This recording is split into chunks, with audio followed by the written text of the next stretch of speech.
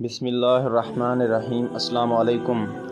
8 محرم الحرام کا دن کربلا کی تپتی ریت پر ایک اور کربناک دن لے کر آیا۔ امام حسین علیہ السلام اور ان کے اہل بیت کے قافلے کو کربلا میں آئے ہوئے کئی دن ہو چکے تھے۔ چاروں طرف دشمن کی فوج نے خیموں کو گھیرے میں لیا ہوا تھا اور پانی کا راستہ بند کر دیا گیا تھا۔ نہر فرات سے پانی لانے کی اجازت نہیں دی جا رہی تھی۔ دشمن کی نیت صاف ظاہر ہو چکی تھی، یا تو حسین علیہ السلام یزید کی بیعت کر لیں یا جنگ کے لیے تیار ہو جائیں۔ 8 محرم کا سورج بھی کربلا کی تپتی زمین پر نکلا، مگر امام حسین علیہ السلام کے خیموں میں سکون نہیں تھا۔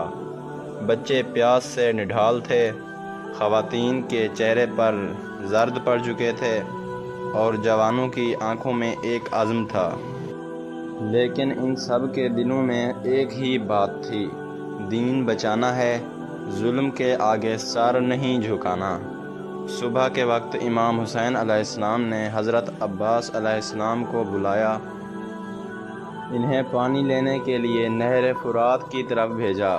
عباس علمدار نے بہت ہمت کے ساتھ دشمن کے نرغے کو چیرتے ہوئے نہر تک پہنچنے کی کوشش کی، لیکن دشمن نے سخت مزاحمت کی۔ کئی بار پانی لانے کی کوشش کی گئی، مگر کامیابی نہ مل سکی۔ اس دن بچوں کی پیاس اور بڑھی، علی اصغر کا گلا خشک ہونے لگا اور سیدہ سکینہ ہر وقت پانی پانی کی فریاد کرنے لگی۔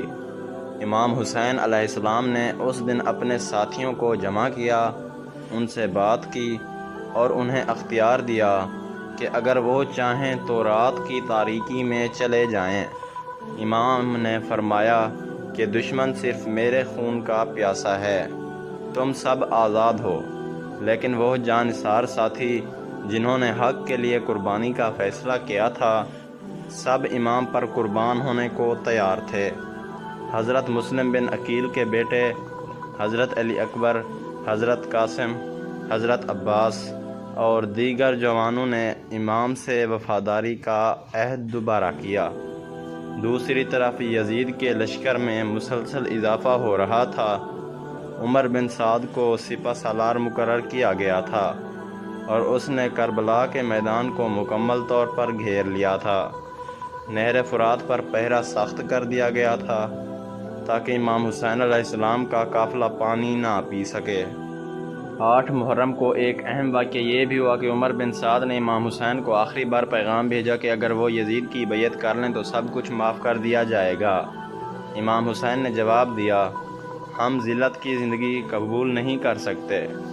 امام کا یہ عزم یزیدی فوج کے لیے خطرے کی گھنٹی تھا، کیونکہ ان کو اندازہ ہو گیا تھا کہ حسین لڑنے کے لیے تیار ہو چکے ہیں۔ اس دن دشمن کا دباؤ بڑھتا گیا۔ امام حسین علیہ السلام کے ساتھیوں نے خیموں کے ارد گرد خندق کھودنا شروع کی تاکہ رات کو دشمن حملہ نہ کر سکے۔ خندق میں آگ جلائی گئی تاکہ دشمن نزدیک نہ آ سکے۔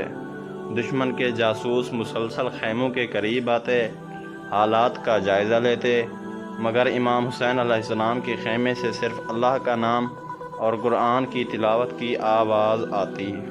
امام حسین علیہ السلام کی بہن حضرت زینب سلام اللہ علیہا مسلسل بچوں کو تسلی دے رہی تھیں، سیدہ سکینہ کو گود میں لے کر چپ کراتیں اور خواتین کو ہمت دلاتیں۔ امام کی بہادری کے ساتھ ساتھ اہل بیت کی خواتین کا صبر اور حوصلہ بھی مثال بن گیا۔ 8 محرم کی شام کو ایک اور دردناک منظر پیش آیا۔ بچوں کے ہونٹ خشک ہو چکے تھے، وہ پانی کے لیے بلبلاتے تھے، مگر ماں باپ کے پاس صرف آنسو تھے۔ حضرت علی اصغر کو امام حسین نے اپنے سینے سے لگایا اور آسمان کی طرف دیکھ کر فرمایا، اے اللہ، تو دیکھ رہا ہے کہ تیرے نبی کے نواسے پر کیا گزر رہی ہے۔